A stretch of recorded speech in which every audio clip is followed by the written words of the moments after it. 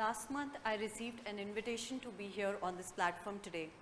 And since then, I have been thinking and rethinking on what should I talk about. In between my work, I took a 2-day off to visit my hometown.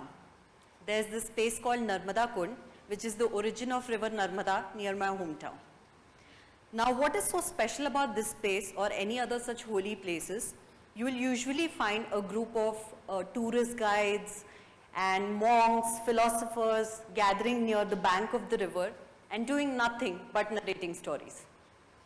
Now, there were two things. First, that I was on a break, and second, never say no to a good story. So let me narrate you the experience. So the story is about a young and a curious boy who puts a question mark on everything. This boy is keen on finding the why behind everything. So what he does is, this story is dated back to the time when Gurukuls were the only institutions of education. So this boy who is so keen on learning new things travels kilometers for days and nights to find himself a guru. Now Guru is impressed by his efforts. He accepts him as his Shishya. The Shishya is very happy, the boy is very happy.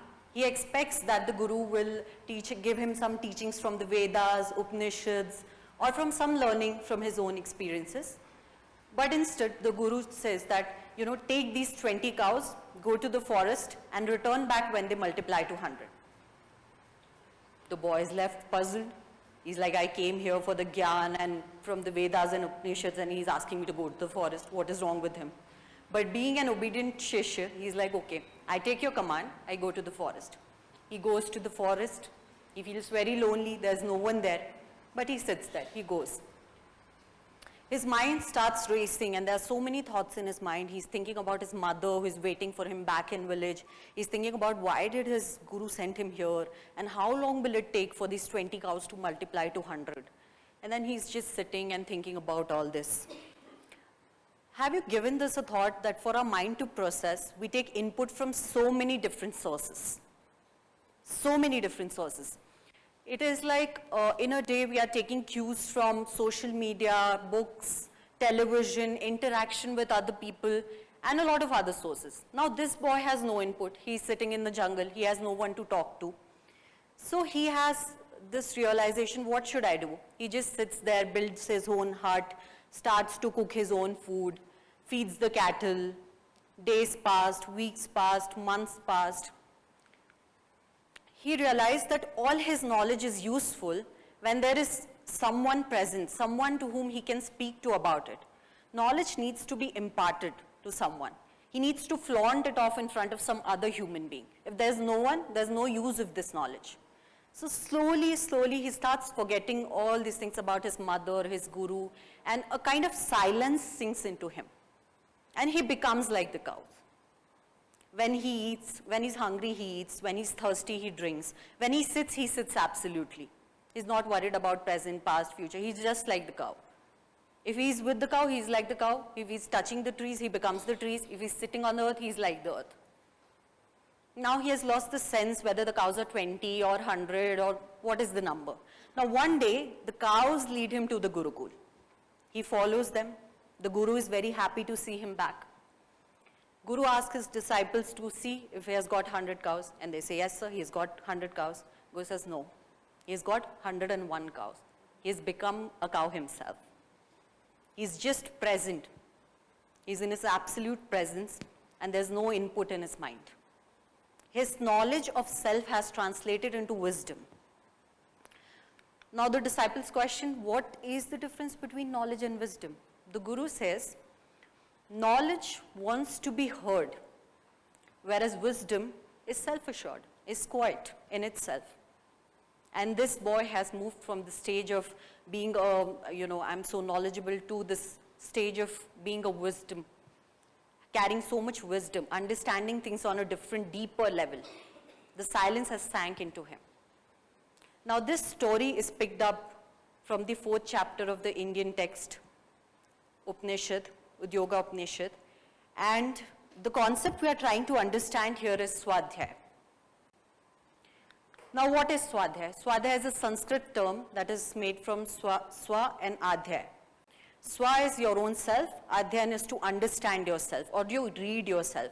So we are talking about understanding yourself or reading yourself or understanding the core of your existence. When you understand the core of your existence and you start spending time with yourself, you will never feel lonely. Now, when I heard this story, there were so many questions in my mind, and I was like, what is this Swadhyay all about?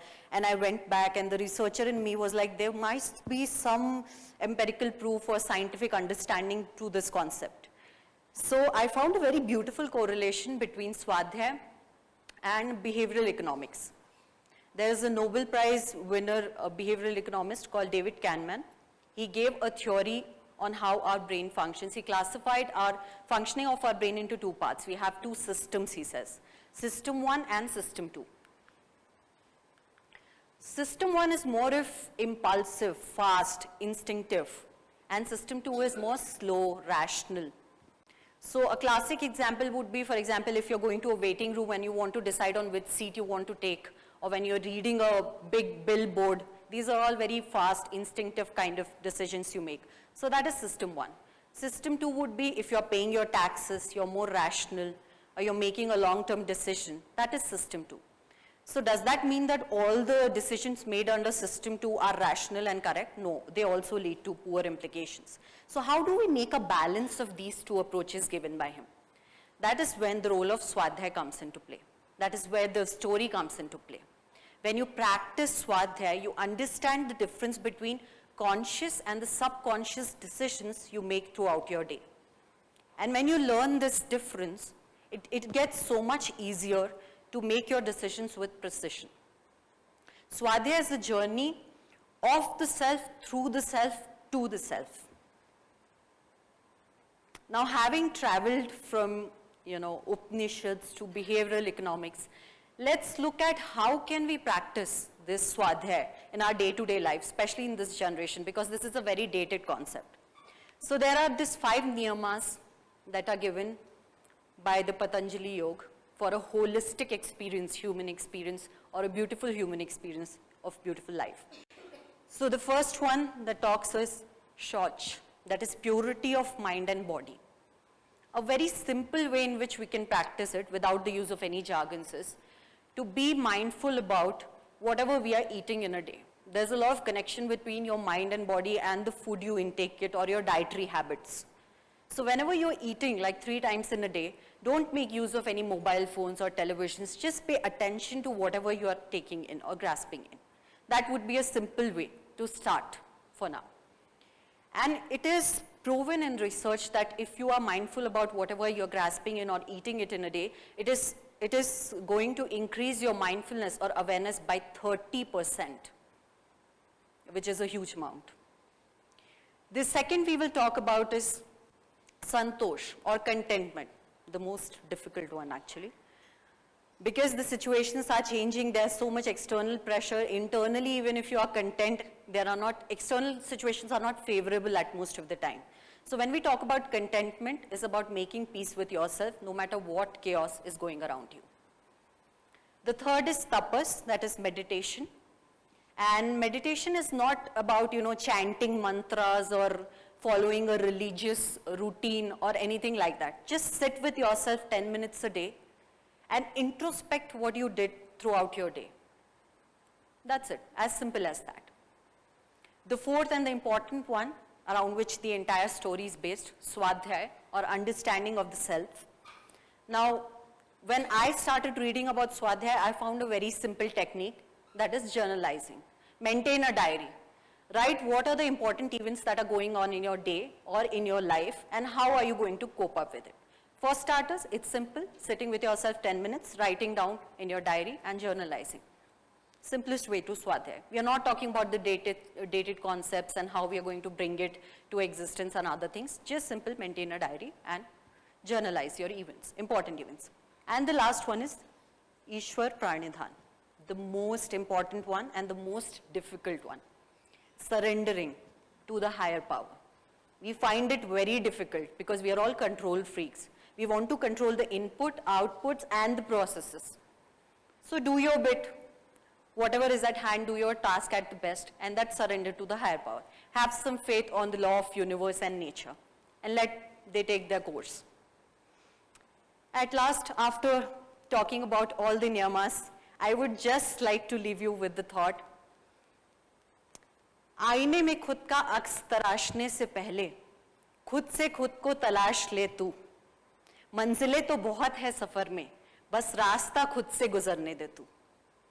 Thank you so much.